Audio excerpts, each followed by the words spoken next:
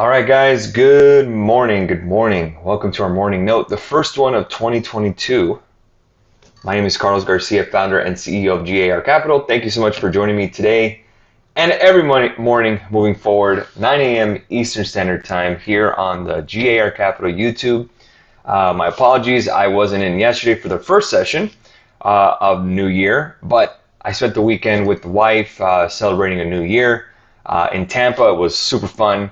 Obviously, I didn't leave on Sunday back home. I left Monday to go back home because Sunday was the Cowboys game and the Cowboys didn't win. So, whatever. We're in the playoffs. That's all that matters for now. Anyways, so again, just want to wish everyone a happy new year. Happy 2022. We got right yesterday on the right foot. Markets were green. Beautiful, beautiful. Glad to see it. Now let's go ahead and talk about the markets. Before we begin, bottom right-hand corner of your screen, white logo. Click on that. Turn on notifications. Subscribe to our channel. Like our videos, please like our videos. It really helps the algorithm for YouTube. Trying to get to 10,000 subscribers in 2022. I think we can get there. Right now, if I had to look and see where we're at in terms of followers or subscribers, let me get that number and let's see where it is at. Where are we at in terms of numbers? 8,271 current subscribers. Let's get to 10,000. That's what I'm looking for. All right, let's talk about it. Dow futures up 149 points. NASDAQ up 36. S&P up 0.33%. Russell 2000 futures up 0.42%. The team does have IWM calls. I didn't get into those IWM calls. I think yesterday the team got like 3 trades. I didn't get any because I was out. I was driving home. So hey, that's good luck. That's what I need to do in 2022. Stay in the car while the team trades so everyone can win. I'm totally with it. I will trade for my car. I have no problem with that. 10-year Treasury. Now take a look at the yields. 1.661. Keep an eye on financials. We know what happens when yields go up. Dollar index up 0.16%, 96.36. The VIX is up 0.18% at 1663. Let's take a look at crude oil. It's up 0.43%. Gold is up 0.40%, 1807 per ounce. 76.40 for crude oil per barrel. Silver futures 22.95, up 0.64%. Euro dollar is down 18 pips, 112.79. 116.26 for the dollar yen, up 92 pips. Bitcoin and crypto catching a bid. 38.85 for Ethereum futures, up 5%. Bitcoin is up 2.74%, 47,120. 2.2748 or $2.27 for gasoline futures, up 0.82%. Let's take a look at some pre-market movers, and then we can answer some questions together. Let's see it. What's moving this morning? Anything? No, I don't have anything here. Apple up 0.43% this morning. I did feel yesterday on the road the 182.50 calls. I believe the team got the 185 calls and they caught it yesterday. The 182.50s, I'm just holding them. So let's see what happens. Walt Disney's up 1.20%, 158.64. JP Morgan up 1%. Keep an eye on financials. Yields up, financials. Boeing up 1.27%. The value names with yields going up, that's a good sign. Cisco up down 0.73%. Intel up 0.55%. Microsoft marginally green, up 0.11%. Chevron is up 0.51% this morning. Tesla's down 0.22% after an amazing day yesterday. I had the 1,200 calls for Tesla last week. Basically, was just a week too early as it hit 1,200 yesterday. Carnival Cruise Line's up 2.52%. Ford is up 3.47%. Nvidia up 0.68%. Pfizer's down 0.51%. AMD is up nearly 1% this morning. Under Armour is also up 3.5% on the S&P, and in the NASDAQ, Lucid Group slightly green, 0.07%. Moderna is down 1.29%. PDD is down 3.37%. Airbnb is up 0.91% as well, and Marvell is up 2.25%. So we'll take a look at the heat map together and see what's moving pre-market. Keep an eye on the financials. Look at JPM, Bank of America, Wells Fargo, Citi.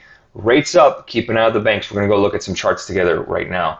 And then you can see the semiconductors are also catching slight bids this morning. Taking a look at crypto. Let me see if I can get my portfolio. I haven't really checked it. We're up slightly. We're actually down 0.20% on the portfolio today. The graph, Shiba, again, remember I sold some, I took some profits, but I still have some running. Sushi are the only ones red in my portfolio this morning, or at all. I remember when Luna hit $100, that came back down a little bit. So again, staying patient with crypto, nothing has really changed. I expect Q1 for 2022 to be very strong.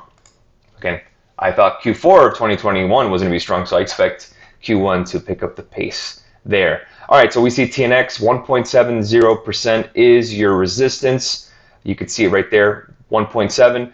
Could be a triple top, could break that. So again, I do expect yields to be higher. So again, TNX 1.66%. Let's take a look at JPM on the hourly. Let's play some alerts. Nice break here. Let's go ahead and update to the 4-hour. 163.61 is a gap to fill right at 166. I will start taking a look at the 165 calls on JPM. So let's go ahead and write that down. Let's wait for some volume. So JPM 165 calls I am watching for. Again, wait for volume. Let's take a look at Bank of America. Bank of America, we could see there's a nice gap to fill at 47.63. So maybe the 47s on Bank of America may be worth a shot, but JPM is a better setup. But again, let's take a look at Bank of America. 47.61 is the gap to fill on the 4-hour chart. Let's take a look at JPM one more time so I can place the alert. JPM needs right here this gap at 166.47.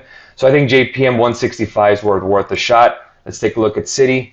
Citi on the, I have to put the 4-hour chart, and you can see there's no really much gaps to fill. There is a 200-day overhead moving average that is right there.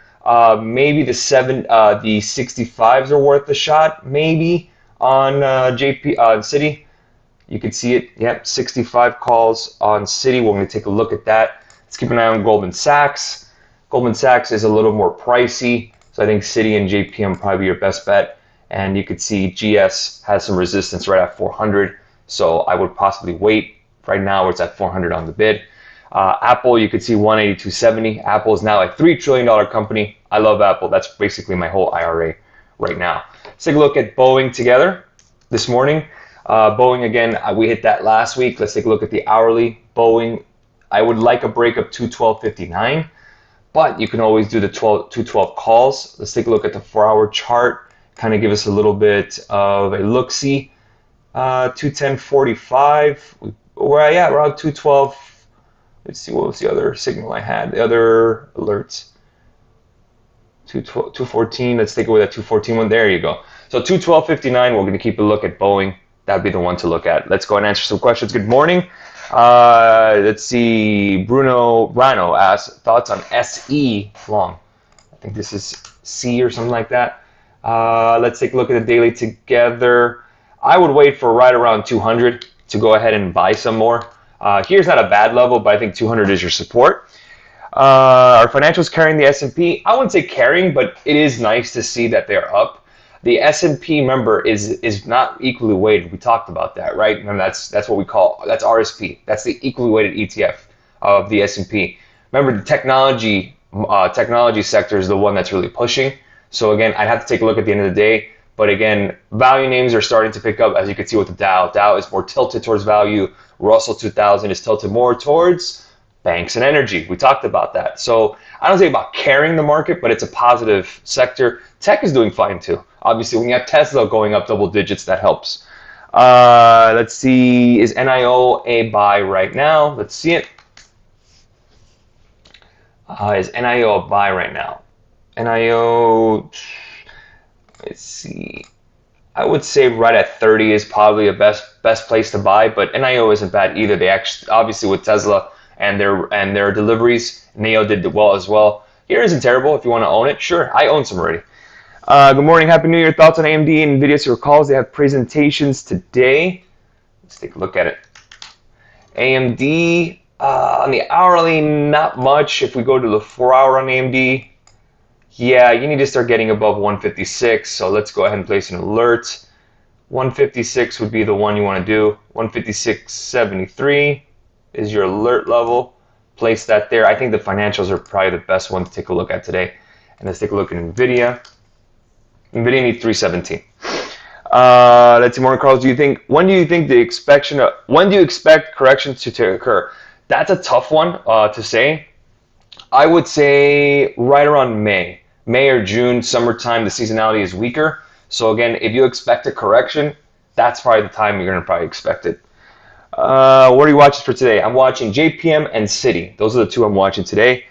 What scenarios do you think are real after the OPEC meeting? Well, again, OPEC's going to do one thing and one thing alone. They're going to control their output. That's really all they can do in order to control prices. So again, you could see crude is up, so more than likely they're just going to cut back on the production with the assumption that Omicron is going to mess up the supply lines and all that good stuff. Or bad stuff, excuse me.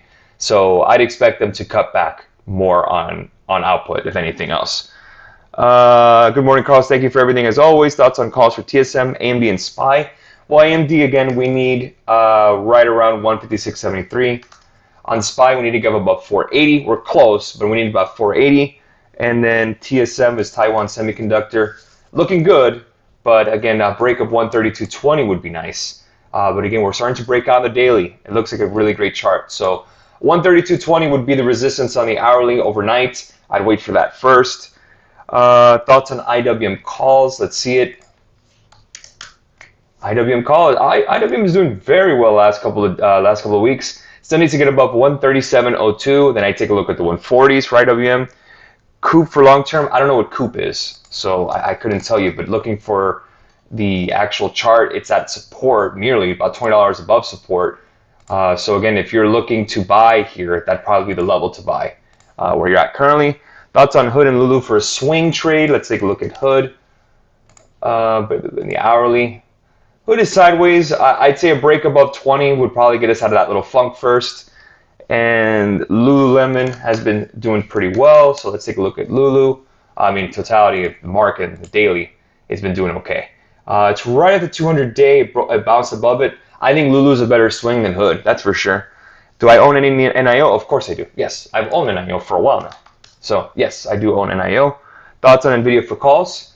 NVIDIA, again, guys, what we need for NVIDIA is we need 317. We're not there yet. We need 317. Do you expect the 10-year to continue to rise? Yes, I expect 1.7. I don't expect a sell-off on tech because it's a new year. Again, still technology is still the sector to be. It just is. Where else are you going to put your money?